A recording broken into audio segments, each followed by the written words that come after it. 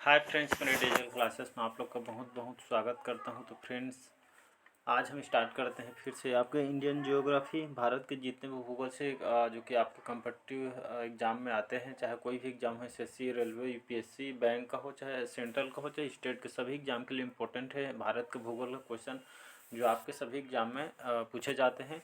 तो यहाँ पे जितना भी क्वेश्चन कराया जा रहा है सभी आपके प्रीवियस ईयर में पूछे भी गए हैं यहाँ से क्वेश्चन, और इम्पोर्टेंट क्वेश्चन यहाँ पे डिस्कस करूँगा और आपके आने वाले एग्जाम के लिए बहुत ही ज़्यादा इंपॉर्टेंट होने वाले हैं। अगर चैनल पे नए होंगे चैनल को सब्सक्राइब करके रख लीजिएगा ताकि आप तक नोटिफिकेशन सही टाइम में पहुंच पाए। तो चलिए आज के सेशन स्टार्ट करते हैं और यहाँ पे इंपॉर्टेंट क्वेश्चन कवर करते हैं। तो चलिए आज के सेशन स्टार्ट करते हैं और पहला क्वेश्चन देखते हैं। हिमालय की सबसे पर्वत जो कि बाहरी पर्वत श्रेणी के नाम है, तो हिमाद्री, शिवालिक, हिमाचल या सह्याद्री। तो इसका सही ऑप्शन हो जाएगा बी ऑप्शन। याद रखिए, हिमालय के सबसे बाहरी पर्वत श्रेणी के किस नाम से जाना जाता है, तो शिवालिक के नाम से इसको जाना जाता है, जो कि हिमालय की सबसे बाहरी पर्वत श्रेणी है। तो इसका बी ऑप्शन याद रखिएगा। अगला क्वेश्चन देखते हैं। महान भारतीय रेगिस्तान भारत के किस भाग में स्थित है, तो पूर्वी, दक्षिणी भाग, उत्तर पूर्वी या उत्तरी पश्चिमी भाग में। तो इसका सही ऑप्शन हो जाएगा उत्तरी पश्चिम भाग में, जो कि जो महान भारतीय रेगिस्तान भारत के आपके उत्तरी पश्चिम भाग में स्थित है, याद रखिएगा। तो इसका डी ऑप्शन सही हो जाएगा। अगला क्वेश्चन देखते हैं। क्षेत्रफल के संदर्भ में भारत का सबसे छोटा राज्य कौन सा है। कई बार यहाँ से रिपीट किया क्वेश्चन, मोस्ट इंपॉर्टेंट याद रखिएगा। तो सिक्किम, गोवा, मणिपुर, केरल। तो इसका सही ऑप्शन हो जाएगा गोवा राज्य, जो कि यह क्षेत्रफल के संदर्भ हिसाब से यह भारत का सबसे छोटा राज्य है, गोवा राज्य। याद रखिएगा, यह क्षेत्रफल के अनुसार जो कि गोवा राज्य जो कि भारत का सबसे छोटा राज्य कहलाता है। तो इसका बी ऑप्शन यहाँ पे सही हो जाएगा। अगला क्वेश्चन देखते हैं। यहाँ पे कौन सी पर्वत श्रेणी दक्षिण में केंद्रीय पहाड़ी क्षेत्रों तथा उत्तर पश्चिम अरावली पर से घिरा हुआ है, तो विंध्य पर्वत, काराकोरम, आपका शिवालिक या सतपुड़ा। तो इसका सही ऑप्शन हो जाएगा ए ऑप्शन। विंध्यन जो पर्वत है यह श्रेणी दक्षिण में केंद्रीय पहाड़ी क्षेत्रों से तथा उत्तर पश्चिम अरावली से घिरा हुआ है, आपका विंध्यन पर्वत। तो इसका ए ऑप्शन सही हो जाएगा। अगला क्वेश्चन देखते हैं। यहाँ पे भारत में उत्तरी मैदानों का पश्चिमी भाग खाली स्थान के रूप में जाना जाता है, तो गंगा के मैदान, ब्रह्मपुत्र के मैदान, पंजाब के मैदान या डी है कोई भी विकल्प सही नहीं है। तो इसका सही ऑप्शन हो जाएगा सी ऑप्शन, पंजाब के मैदान। तो भारत में उत्तरी मैदानों को पश्चिमी भाग आपके पंजाब के मैदान के नाम से जाना जाता है। तो इसका सी ऑप्शन सही हो जाएगा। बढ़ते हैं अगला क्वेश्चन देखते हैं। भारत का जो प्रमुख भूगर्भीय युवा विभाजन कौन सा है, जो भारत के उत्तरी सीमाओं पर फैला हुआ है, तो हिमालय, प्रायद्वीपीय पठार या भारतीय रेगिस्तान फैला हुआ है, या डी है उत्तरी मैदान। तो इसका सही ऑप्शन हो जाएगा हिमालय, याद रखिएगा। तो भारत को जो प्रमुख भूगर्भीय युवा विभाजन जो कि हिमालय, यह भारत के जो कि उत्तरी सीमाओं पर जो कि मुख्य फैला हुआ है। तो इसका ए ऑप्शन सही हो जाएगा। अगला क्वेश्चन देखते हैं। मध्य प्रदेश कितने राज्यों के साथ अपनी सीमा साझा करता है, तो 5, 4, 6, 3। तो इसका सही ऑप्शन ए ऑप्शन, 5 राज्यों के साथ जो मध्य प्रदेश यहाँ पे 5 राज्यों के साथ अपनी सीमा साझा करता है, लगे हुए हैं मध्य प्रदेश से। अगला क्वेश्चन देखते हैं। यहाँ पे निम्नलिखित किस भारतीय राज्य की सीमा म्यांमार के साथ नहीं लगती है, तो असम, मणिपुर, नागालैंड और अरुणाचल प्रदेश। तो इसका सही ऑप्शन हो जाएगा असम। तो असम राज्य जो कि यहाँ भारतीय राज्य की सीमा जो कि यहाँ असम जो राज्य है जो कि म्यांमार के साथ साझा नहीं करता है अपनी सीमा, बाकी मणिपुर, नागालैंड और अरुणाचल प्रदेश इन तीनों राज्यों के साथ म्यांमार अपनी सीमा साझा करता है, बाकी असम का छोड़कर। तो याद रखिए एग्जाम में आया हुआ क्वेश्चन है। अगला क्वेश्चन देखते हैं। यहाँ पे निम्नलिखित कौन सा स्थान विषुवत रेखा के सर्वाधिक निकट स्थित है, तो कन्याकुमारी, रामेश्वरम, पंबन या पिग्मेलियन पॉइंट। तो इसका सही ऑप्शन हो जाएगा पिग्मेलियन पॉइंट। यह स्थान जो कि विषुवत रेखा के सर्वाधिक निकट स्थित है, तो आपका पिग्मेलियन पॉइंट। याद रखिए एग्जाम में ये भी क्वेश्चन आया हुआ है। अगला क्वेश्चन देखते हैं। यहाँ पे पालघाट निम्नलिखित किन राज्यों को मिलाता है, तो गोवा और महाराष्ट्र, केरल और कर्नाटक, तमिलनाडु और केरल, या डी है मिजोरम और मणिपुर। तो इसका सही ऑप्शन हो जाएगा तमिलनाडु और केरल। या दोनों राज्य तमिलनाडु और केरल राज्य जो कि पालघाट जो कि इन राज्यों को मिलाता है, पालघाट याद रखिएगा, जिसमें तमिलनाडु और केरल इन 2 राज्यों को मिलाता है पालघाट। तो इसका सी ऑप्शन सही हो जाएगा। अगला क्वेश्चन देखते हैं। निम्नलिखित किस देश के साथ भारत सर्वाधिक लंबी अंतर्राष्ट्रीय सीमा साझा करता है, तो पाकिस्तान, बांग्लादेश, नेपाल, चीन। कई बार इसको एग्जाम में रिपीट किया है, मोस्ट इंपॉर्टेंट क्वेश्चन याद रखिएगा, अक्सर इसको एग्जाम में रिपीट करता है।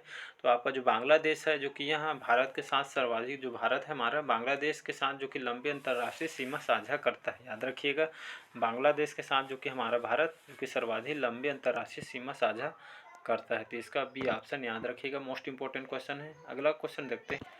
अगला क्वेश्चन देखते हैं, नंदा देवी चोटी भारत के किस राज्य में स्थित है? तो सिक्किम, हिमाचल प्रदेश, जम्मू एवं कश्मीर, उत्तराखंड। तो इसका सही ऑप्शन हो जाएगा उत्तराखंड। तो नंदा देवी चोटी भारत के किस राज्य में स्थित है? तो आपके उत्तराखंड राज्य में स्थित है। तो याद रखिए, कई बार इसको भी एग्जाम में रिपीट किया गया है। तो नंदा देवी चोटी कहाँ स्थित है? तो आपके उत्तराखंड राज्य में स्थित है। तो याद रखिएगा।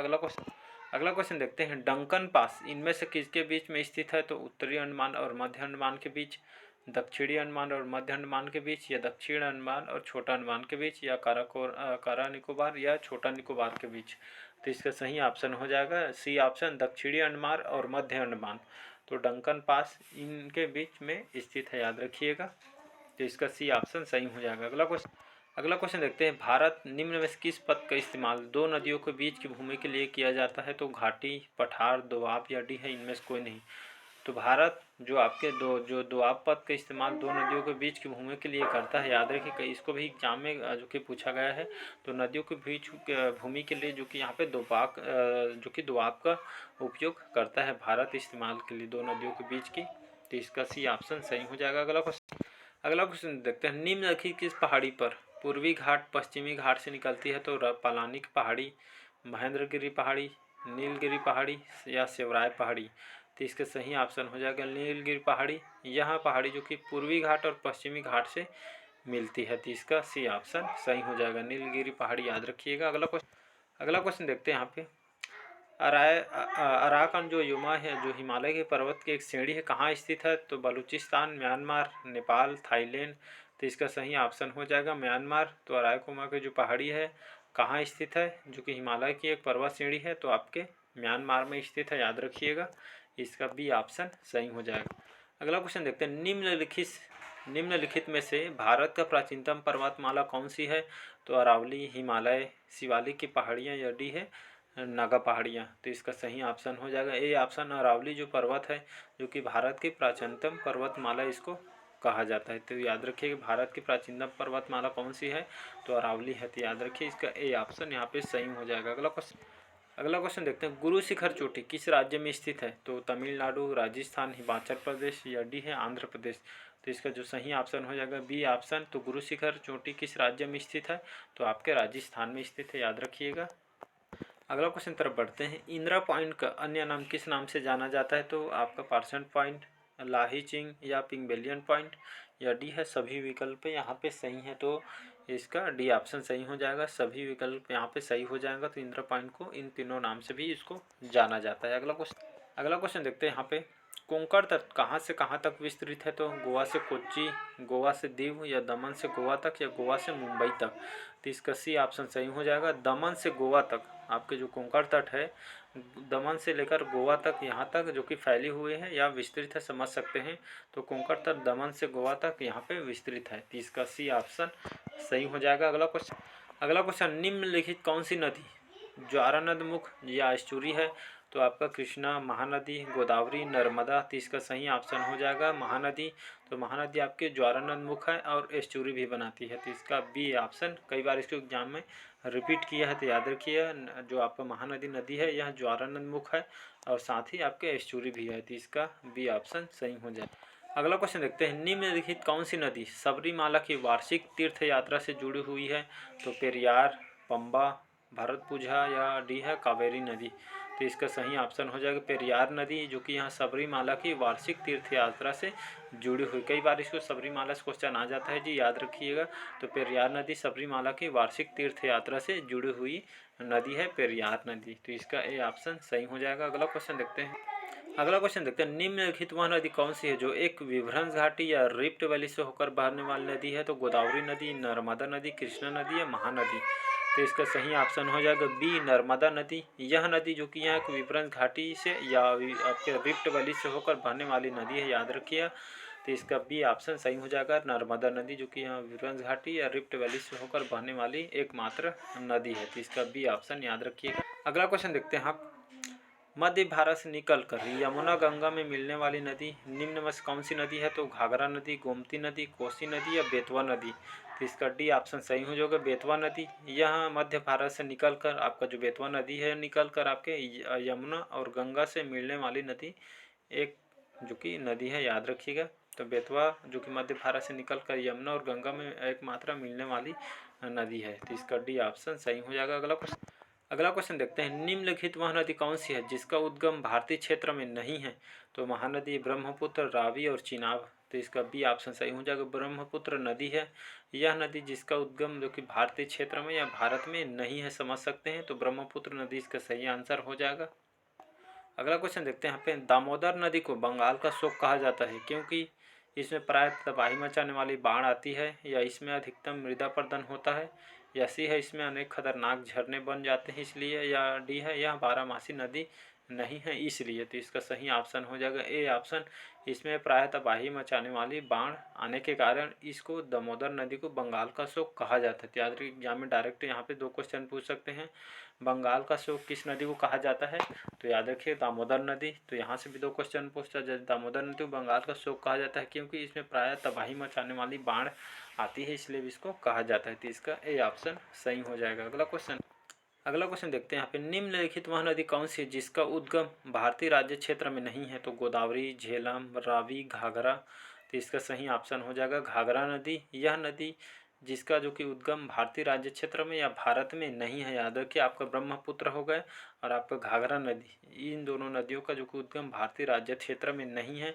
कई बार यहाँ से घुमा पे क्वेश्चन पूछ देता है, तो ये इंपॉर्टेंट क्वेश्चन याद रखिएगा।